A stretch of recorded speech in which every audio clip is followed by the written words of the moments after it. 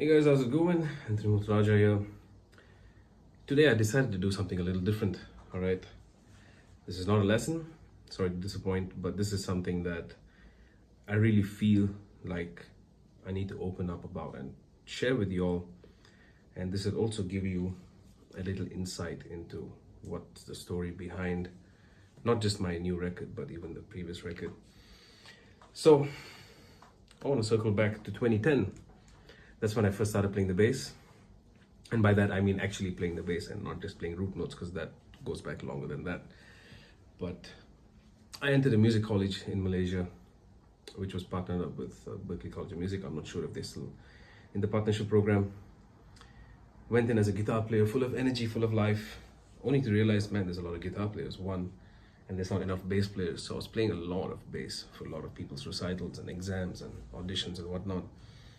So at the time, one of our lecturers, who eventually became my mentor in life and music, Mr. Frank, who you can see right here, he encouraged me, hey, why don't you just switch to the bass? And he also encouraged me to keep playing the guitar. And at the time, I was also playing little drums for other people. He encouraged me not to drop them, but maybe study the bass, because that was the one thing I was the most unnatural at, which I thought was very interesting for him to observe that. And then I realized he is right, because the bass was very unnatural for me at the time. So around the time I went to college was also when a lot of things were going south with my family. I grew up in a very dysfunctional household.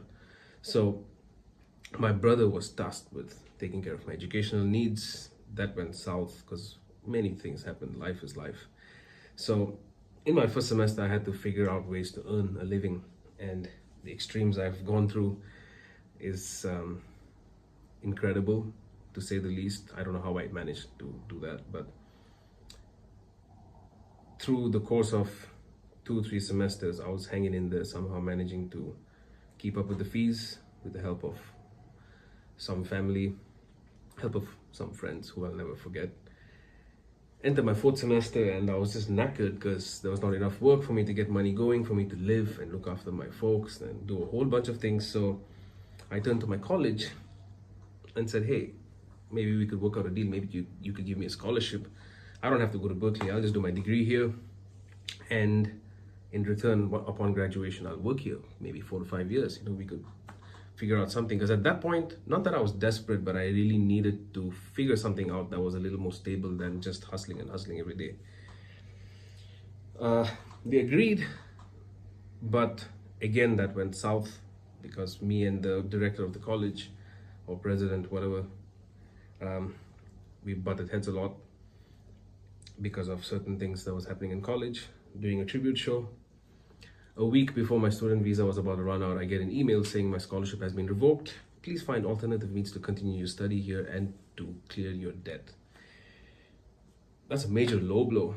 I couldn't figure anything out. I tried to leave the country. I couldn't because of me owing them money. There was a blacklist put on me, so I was forced to stay behind.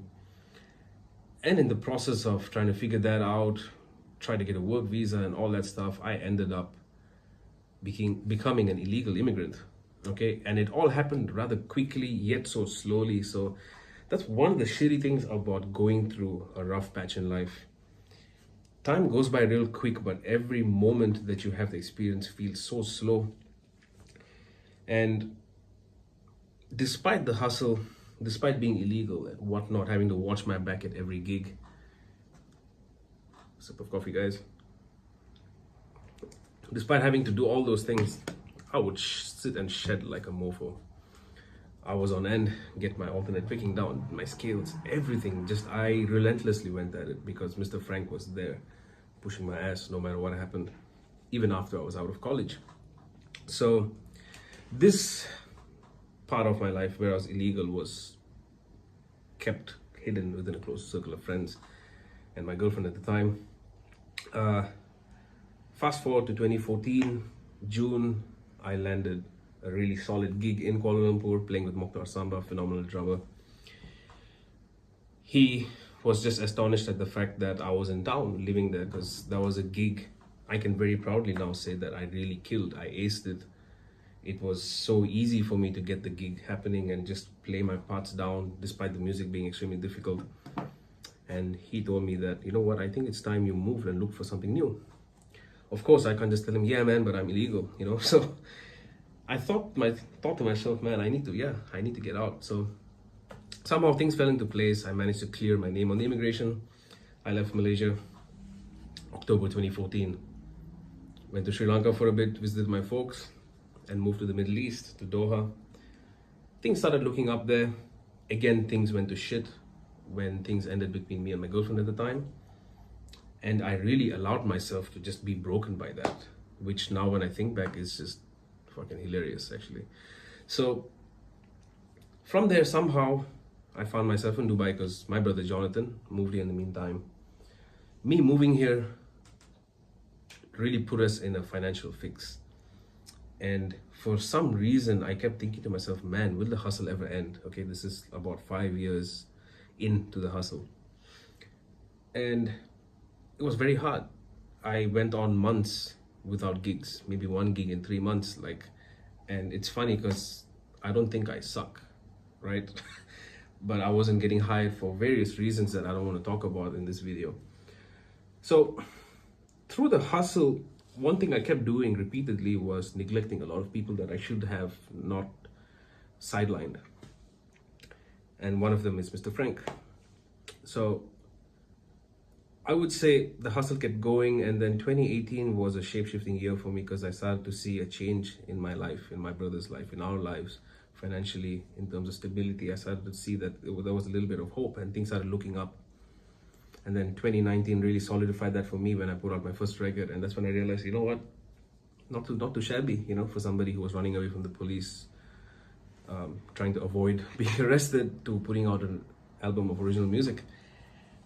And that album is purely dedicated to the journey of my brother's life. He's endured some, I can't even describe the hardships, you know, but he's endured it and he's climbed the ladder all by himself, with of course friends and family around him that love him and encourage him, but gotta give credit where it's due. The guy put a lot of effort. So 2019 is when I again reconnected with Mr. Frank, started talking, shared my record with him, and he was very happy, very proud, and he repeatedly kept saying that over Skype and over WhatsApp calls and that. And I was just very happy to hear those words, because that man is directly responsible for me being the person I am today and the musician I am today. And I had planned a little tour of Malaysia in January 2020, last year. And I said, hey, I'm coming down, I want to do a workshop with you. Let's do a workshop at the university you're teaching at. And he was very excited about it because he always boasted about me being his best and favorite student. And I take great pride and pleasure in that. So we reconnected, and I was just thinking, man, why didn't I consider talking to him more frequently? Why didn't I keep in touch with him better? And towards the beginning of December, I started to notice a slight change in our communications. And at the time, he just told me, yeah, I'm just dealing with some health stuff, but yeah, send over the details of what you want to cover in the workshop, and etc., etc. December 26th, 2019 is a day I'll never forget, because I woke up to a lot of missed calls, a lot of messages from a lot of my folks and fam, you know, from Malaysia, to let me know that Mr. Frank passed. He had cancer, and it broke me. It really broke me, because we had just reconnected a few months earlier, somewhere in June, I think. And immediately just a lot of regret started to take over. And then I started looking at my surroundings from an emotional level, just seeing people that I love and admire. And I'm seeing, man, am I keeping them close to me, or am I not? Or am I too ingrained and involved in my music that I forget that I'm human? So it was rough. I was unable to make it even to his memorial because I couldn't switch my tickets around. So I was very annoyed. And without me realizing, this started to create this darkness in me. I completely went off the wagon with my weight loss journey, which had a very good start in 2019. I slowly started to lose edge on that. So my mind was just not in the right place, and physically I was starting to feel and look like shit. So just when I was able to get a handle on things, one of mine and Jonathan's good friends, Ludina, passed away horrifically in just a undescribable car accident here in Dubai. That happened in July. And prior to that, one of the most important women in my life, the church I grew up in, my pastor's wife, she succumbed to complications because of COVID out in Bahrain. And that broke me because she was the one that gave me my first pair of drumsticks in church. The 12-year-old me, I still remember that, getting those sticks and just being told, hey, go play, go have a good time, just play. And shortly after Ludina, my pastor passed away to COVID as well. And he was the one who introduced me to Led Zepp and I believe Jose Triani and a whole bunch of other guitar players at the time, And it was cute because in church it was just like, hey, no one should know you're listening to Led Zepp. But in a quick succession of 6 to 7 months, 4 people I loved and adored were no more. And I think what still eats me alive on the inside till date is that I never got a chance to tell them that. That's what they meant to me in life. Mr. Frank, Ludina, Pastor Ida, and Pastor Bonnie, these are the 4 people that essentially inspired the story and the writing process of my new record, Perennial. In fact, upon hearing Ludina's news, I just kept hearing one melody over and over again, which was the opening track on the record. So the record kind of states a story of emotions and thoughts of these 4 people in particular, but just really about everything that is short-lived, and I think December and January this year, I was at the peak of my depression. I almost gave up on doing the record because it's not easy. I'll tell you guys this, even putting out lessons and doing this stuff it's not easy, guys, It's not easy, and having to live, earn, and pay bills and do stuff and try to manage yourself and it's not easy stuff. But I only know one way, and that is to move forward. So I just, with the help of a few people in my life, I managed to just move forward and find that momentum that I always have on my side. Recorded, mixed, edited, sent it out for mastering, and then I just put out the record. And putting out the record was kind of like the salvation almost for me, to escape that dark pit I had created in my mind and my soul, really. And that was also around the time where I was just like, I was working towards my fitness goals again, and I was just like, yeah, I got this, I just have to keep at it. So I've gotten back into that grind. I've devised a good routine for myself, a good workout program, keep my head, my mind, my soul, and my body in check. And I was just sitting down and thinking the other day, man, nobody talks about mental health and physical health for musicians, or anybody rather. It's something we take for granted because music is such an expressive space, especially emotionally, and sometimes I think that hinders us from talking about our troubles, the darkness in us, the light in us, the hate, the anger, whatever emotions it is. We are able to channel it on an instrument, which is great, but I think that doesn't fix it though. And I'm saying this from my experience of dealing with depression time and time again, over and over, back and forth. I mean, all in all, I was an illegal immigrant for 2.5 years, and once I got out of that, I thought everything's going to be fine. But I just kept getting the shorthand of everything. And sometimes, I'm telling you, I've had suicidal thoughts, I won't lie. I've had multiple thoughts of where I just want to give up and just not do music anymore and just do something else where at least I can sustain a living, But I realized, you know what, at the end of the day, I believe I'm just here to do my part in saying a story. And hopefully this story, this journey inspires even just one person in the corner of the planet to just get up and do something with themselves, with their life, regardless of the circumstances. I know COVID has been so fucking harsh on many of us, from hindering our incomes to taking away loved ones and friends and family to just making shit harder than it already is.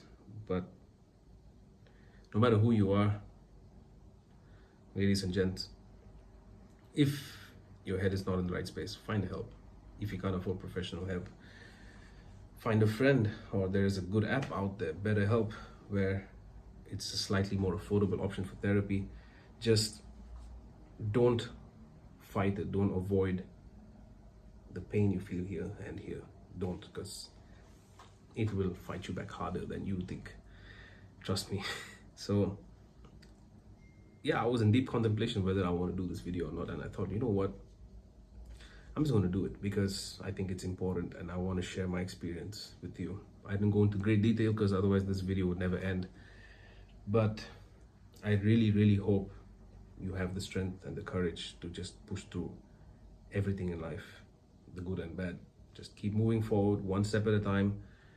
Even if it's one step and two steps behind, you're still going to keep taking steps forward, and you're going to keep moving forward no matter how slow the progress. Okay, again, I apologize for the lack of chops and bass and groove on this video, but I hope this helps whoever you are.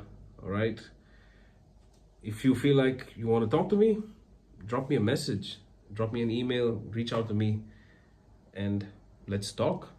Okay, just don't keep anything caged in. Express yourself and take it from a guy who sucks at it, because I'm the least expressive person I know. So doing this video means a lot to me. All right, so I hope this helps you. All right, you take care, be safe, stay hydrated, get vaccinated if you want to. Don't hate on science, be good. Peace.